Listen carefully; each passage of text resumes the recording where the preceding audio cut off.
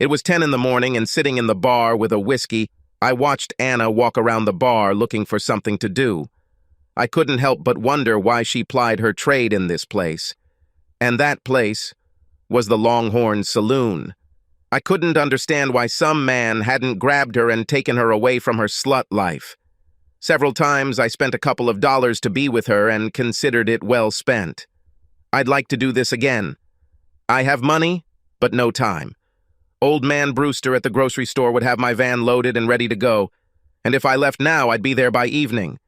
If I stay here tumbling with Anna, I'll be back home after midnight, although maybe it's worth it. Anna finished walking around the bar without finding anyone, and finally came up to me. "Good morning, Frank. Do you have some time for a little fun? Maybe next time, if some man hasn't taken you away from your slut life yet." She laughed and said, "It is unlikely. There is only one man who comes here with whom I would go, but he is not interested in marrying a woman like me." "Then he's a fool." She looked me straight in the eyes and said, "You don't look like a fool, Frank." "I? Would you leave here with me? Offer, and you will find out. Do you have any idea what your life will be like away from here? I grew up on a farm, so I have a pretty good idea. How quickly can you pack your things? Brewster should be loading my van by now, and it's time for us to head out if we want to get to my house before dark." "Give me 10 minutes, she said, and hurried upstairs. I waved my hand at Titus and told him to refill my whiskey. While pouring, he said, "I couldn't help but overhear what you and Miss Anna were talking about. You know that if you carry out your plans, Matson will not like it. Even though Matson is the owner of this saloon, she doesn't belong to him. It's unlikely he'll look at it that way. You do this and he will want a piece of your skin. You better be ready for this." I sipped my whiskey and wondered what Matson might do. Then he shrugged. "Whatever it is, I'll do my best to deal with it, just like everything else I've dealt with since I signed up for the war." I saw Anna approaching, finished my whiskey, and stood up. She carried a backpack and a bag. I took the satchel from her, and we left the saloon and went down to the grocery store. My wagon was ready to go. I had paid Brewster, placed Anna and her things in the wagon, and was checking the horses and tack when I heard, "Get your damn ass off the wagon and go back to where it belongs." I walked around the horses and saw Zach Matson rushing into the van and yelling at Anna. She looked at me scared, and I told her to sit quietly. I stood between Matson and the cart, put my hand on the Colt Dragoon in the holster on my right side, and said, "Go away. She's with me now, and you have no say." "Hell no. She's not going anywhere as long as she owes me." "What does she owe you for?" "For room and board." With my hand on the gun and my eyes on Matson, I asked Anna how much she owed, and she replied, "I don't know, he never told me." "How have you paid him so far?" "From the money I earned through prostitution." "How much does he get from each man you work with?" "He takes everything." "Then I don't think you owe him anything. In fact, it looks like he owes you a little. Why don't you go back to your saloon and find out how much you owe her, and next time we're back in town, we can collect it." "There's no way I'll do it." "Get off that bitch cart and get back to work." I took out my Colt, pointed it at Matson's head, and said, "The best person to return to this salon is you. And now, get out." He backed down, saying, "This is not the end yet. You haven't seen the last of me." And then he turned and headed back to his saloon. I climbed into the wagon, took the reins in my hands, slapped the horse on the sides with the long ends, and said, "Go ahead, guys, take us home." We set off, and 5 minutes later, we were out of the city and moving on. The journey to my house will take quite a long time, so we have time to talk and get to know each other better. I asked Anna to tell me a little about herself. I learned that she was 19 years old and grew up on a farm in Ohio, where her parents worked for the farm owner. As she grew older, she was asked to work on the farm and sometimes in the kitchen, along with her mother. The owner of the farm died, and her parents decided to move west and find their own place. Anna and her 19-year-old brother decided to go with them. They were caught by the Indians on the plain. 5 wagons rode together in a rough square and tried to fight off the Indians. They were almost overtaken when a cavalry column appeared, and the Indians fled. Of the 31 people in the vans, only 9 survived. Anna was the only one from her family who managed to escape. The cavalry escorted the survivors to the city and left them there. Anna had no money and could not find a job. Old man Barnes let her sleep for free in the hayloft of his stable, but she was so hungry that when the cowboy offered her $1 to spend some time with him, she did it just so she could have money for food. Once she started, she never stopped. Matson offered her room and board if she would work in his saloon. It was only after she had been there for 2 weeks that she discovered Matson was charging her for room and board. And then she wanted to hear my story. Born and raised in Monroe, Michigan.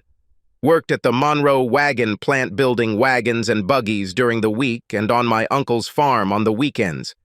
At the end of '62, I enlisted in the 27th Michigan Infantry, expecting to go to fight the Confederates. He ended up in New York, where he tried to suppress the anti-draft riots, participated in the battles of Spotsylvania Courthouse and Appomattox, participated in the siege of St. Petersburg. He parachuted in June 1965, and when he returned home, it turned out that all the jobs were occupied by those who did not go to war. Bill Hendricks told us about the homestead law that Abe passed in '62. We can live on 65 acres of land for just $18, and all you have to do is live on it and improve it for 5 years, and then it's yours without any encumbrances. 23 of us decided to do it, and a train of 18 wagons and a herd of cows came and settled here. All my neighbors are boys with whom I fought, and we still help each other when necessary. We were the first to come here, and we had a choice of sites. We drew lots to see who would choose first, and lucky for me, I was the first to choose. I chose the one I got because it has a fairly large stream running down the back of it, and if I were going to raise beef, I would need plenty of water. After 5 years, I filled out all the necessary paperwork, and now this place is completely mine, and I don't owe a cent for it. I don't have to drive the beef south to the trail to be slaughtered because the army saw fit to build a post here. I sell my beef to them and to the townspeople, and barter a little with the guys I come here with. That, in fact, is my whole story. Just before dark, we arrived at my house. We carried her things into the hut. Then I took the wagon to the barn, unharnessed the horses, brought them into the stalls, fed and watered them, and then left the wagon to unload until the morning and headed towards the hut. Entering the hut, I found Anna naked on the bed, waiting for me. All I could say was that if she was ready, then I was ready. She lay there and looked at me while I was undressing, and when I was left in only my long johns, she asked, "We did this twice, and then again when we woke up the next morning. And after that, it seemed like she wanted to do it all the time. The next morning, she asked if I had chickens, pigs, sheep, or just cows. I said only cows, and then she wanted to know what I wanted her to do around the house. I don't want to just sit here all day and wait for you to come back from tending to the cows. What would you like to do? Plant a garden, maybe get chickens to breed and get eggs from. Do you know how to plant a garden? I've been doing this for many years. Make a list of what you need and we'll buy it next time we go to town." That evening, when we went to bed, she looked at me longingly, and I understood what she wanted, and I did it. She, of course, liked it. Then she reciprocated my feelings, and I liked it just as much as she liked what I did to her. She's gotten better since last time, and the last time it was about a year ago. I came to town to buy groceries and went to see her. She said she was very sorry, but she was on her period. I was about to leave, but she took my hand and said that she could still help me, and when I asked how it was, she told me to follow her to her room, which I did. It was my first time, and I liked it. Not as intense as copulation, but very close. 3 days later, Zach Matson and 2 horsemen showed up at the house, and he shouted, "Hello, home!" It was pure luck that I was in the barn when they showed up. I was mostly looking after the cows, but at that moment I went back to get the salt blocks. Anna opened the door, and Matson said, "Get ready. I'm taking you to where you belong." Anna closed the door in front of him. Matson laughed and said, "This won't help you. If I can't break down the door, I'll just set this house on fire and smoke you out." They were facing the hut, so they did not see me approach them from behind and when I said, "I don't think I'll like it," it scared them a little. Matson turned his horse to face me, and his men followed. "We came to take my property," Matson said. "She is not your property. Abe outlawed slavery. She is not yours. She is here of her own free will. It does not matter. She'll come back with me. And how will she go with you if you are dead?" I had a revolver with me. I always carried it with me when I was outside. You never know when you might run into a rattlesnake or coyote. Once I even saw a wolf. I put my hand on it and Matson said, "There are 3 of us, and there's only 1 of you. You can't take all 3 of us. Maybe not, but I'll take at least 1. And it'll be you. And since you leave and can't pay them, they might just turn around and leave." From the hut I heard, "I'm targeting the one in the red shirt," and we heard a click, cocked chicken. Now I only have 2 to worry about, but the first one will be you. Matson turned to the other 2 and said, "I'll double your salary." And while he was saying this, I took out my Colt Dragoon, and Matson, when I heard a click, cocked trigger, turned to me and I said, "Do it or get off my land." Matson was angry, and angry people sometimes do stupid things, and I was waiting for him to start the fight. But his 2 men weren't angry, and they didn't really like their chances if the shooting started. Anna had already cocked her Henry and took aim at one, and my Colt was already in my hand and pointed in their direction. They turned their horses and rode off. "This is not the end," Matson said and turned to follow his men. As he did this, I called out to him, "Matson," and he turned to look at me. "If there is a next time, I will kill you. Understood?" He threw a hostile look at me and galloped away. I went into the cabin, and as Anna was putting Henry in his place, I asked her if she really could have shot the man in the red shirt, and she said yes. When Poe died, I picked up his rifle and shot at the Indians. This was no different. I went to my chest, rummaged around at the bottom, and pulled out a 4-barreled Sharps pistol, which I took from a dead Confederate in Sylvania Sports. I handed it to her and said, "It doesn't have any stopping power because it's only a .22 caliber. If you need to use it, shoot it in the head." I took her to the barn, let her shoot it and get used to it, and then told her to keep it handy when I wasn't around. We have settled down. She had her own chickens and garden. I had beef and hay. One evening, coming from haymaking, I found her slightly agitated. Before he could ask, she said that she had to shoot a man that day. "He's in the barn. I had to drag him there. I couldn't leave him in the yard because someone might come. One of the people who came here with Matson, the day we drove them away. He told me to pack my things, and he would take me back to Matson, where I belonged." While gathering her things, she picked up the box of pepper, turned, and remembering my words, shot him in the face, and he fell. Her bullet hit him in the left eye, and that was the end of it. I buried him under one of the horse stalls, threw some hay on the ground, and then returned the horse to his stall. She was worried about what to do with his horse, and I said that I would use it to plow the fields and it would never be seen in town, so we wouldn't have to answer questions about it. If anyone sees her and asks about her, I will say that I found her one morning in my hayfield with a bloody saddle and was planning to take her into town with me the next time I went. The only question I ever received about this was from Jacob Winters. He's one of the guys I went to war with. He came to see me one day and asked me when I got my 3rd horse, and I told him how it happened. He said that he would give me a boar and 2 sows for her. He breeds pigs, and I agreed. That's what we did. Us Michigan boys exchanged with each other. This is how Anna got pigs. I took a few more things from the man Anna shot, except the horse.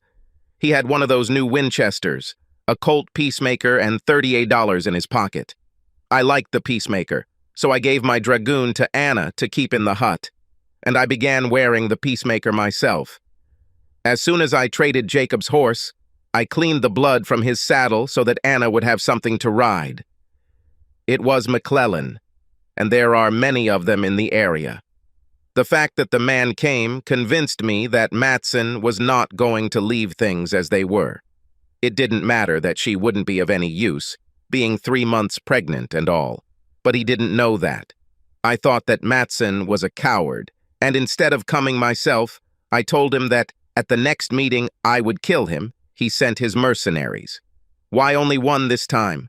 I don't know, but it didn't matter. I had to do something. It was impossible to hope that Anna would cope with this alone if I was in the field, and more than one of them appeared. I didn't want to wait for the axe to fall, so I saddled Horse Raz, as I called him. The other was Horse too. First, I went to the city in the first rays of sun. We didn't have any plans. Just going to stop by Matson's saloon and see where it took us. We didn't have to wait long. Before I could put $1 on the bar and tell Titus to bring me some whiskey, I heard, "What the hell are you doing here?" I turned around and saw Matson and said, "I drink whiskey." "Not here. Get out of here and don't come back." Without turning my back to Matson, I asked, "Titus, who will get this position after Matson's death?" "Don't know. He has no relatives that I know of." "Maybe you can control it yourself until someone shows up?" "Don't know. I only worked behind the counter." "Perhaps you will have a chance to see if you can do it." "What do you say, Matson? Is he ready for a chance to see if he can do the job? If you want me to get out of here, you'll have to kick me out. The thing is, I don't think you can do it. You armed, come on, or get out of here and let me drink my whiskey in peace. Are you man enough to test me, or the slug I see you as?" Besides me, Matson, and Titus, there were 6 others in the establishment, 3 at one table, 2 at another, and 1 sitting alone. They all knew me, and knew that I was a farmer and rancher, not a gunslinger, so they knew something bad would happen if I challenged Matson. They heard everything that was said, and everyone looked at Matson to see if he could stand being called a coward. Matson knew everyone was looking at him and tried to back away. "Damn it, Dalton, there is no woman worth dying for." "Then why are you always trying to get her when she doesn't want to come?" "I didn't try, except that time. Bart told me otherwise when he was caught trying to take Anna away. He said you told all the guys working for you that you would give 35 silver dollars to whoever brought Anna to you. I told him that if I see him next time, I will kill him. He must have believed me because I haven't seen him since. I haven't chased him away for a long time, but then I thought about the other guys you offered money to. I can't sit at home all the time, so in the end I realized that you can't pay anyone anything if you're dead. So there you go. You win, and all you have to do is go and get it. If I win, I won't have any more worries." "Damn it, boy, you had no right to take her away from here. She owed me money." "But we don't think so. You gave her room and board and took everything she earned here. Room and board anywhere else in town costs 75 cents a day. Anna never earned less than $3 a day. According to our calculations, you owe her at least $1,500. She never insisted on this because she was glad to leave here. But I don't think so. She worked here, so she is mine. I'm guessing you're one of the people who didn't hear the rumors that Abe freed the slaves and outlawed slavery. It may no longer be there, but even after that, slavery was not restored. She is free to do what she wants, and she wants to leave here with me. Now the question is, how many times do I have to call you a cowardly slug so you can sneak out and prove me right, or pull out a gun and prove me wrong? I saw that he was no longer going to accept being called a coward in front of everyone in the room, and I couldn't allow it. As long as he lived, he could pay people to do his dirty work for him, and Anna wouldn't be safe. I took a deep breath and then said, "Okay, coward."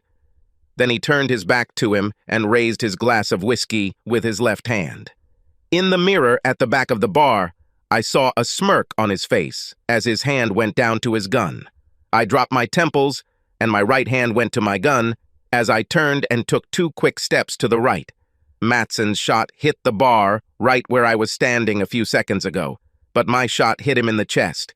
He stood with a shocked expression on his face, but the gun was pointed in my direction, so my second shot hit him in the forehead just above his right eye, and he fell. I turned and asked Titus for whiskey. He placed it on the bar counter, and I took it and turned to face the room. He took a sip, and then said, "You saw it all. He was going to shoot me from behind. Luckily for me, I looked in the mirror and saw him pull out a gun. I turned and said to Titus, "Looks like now you'll have to manage both the saloon and the hotel." I can't even imagine how. As far as I know, you were in love with Nancy Meigs. You know enough to run a bar, and I bet she can run a hotel. I turned to face the crowd, took out my pocket watch, looked at it, and said, "It was fun, gentlemen, but if I want to get home for bed, I have to go." I stepped over Matson's body and headed towards the house. I got home about an hour after dark, and after Anna fed me, I told her that our worries about what Matson might do were over. When she asked how this was possible, I replied that someone had killed him. Since he's dead, and no one can pay his boys, then everything's all right. And we were fine. Over the years, Anna gave birth to 2 sons and a daughter, and we led a completely happy life. Subscribe to our channel so that your second chaff doesn't cheat on you, and go ahead and listen to the next story, because this story is nothing compared to the next one. If you're under 18, don't even think about listening to the next one.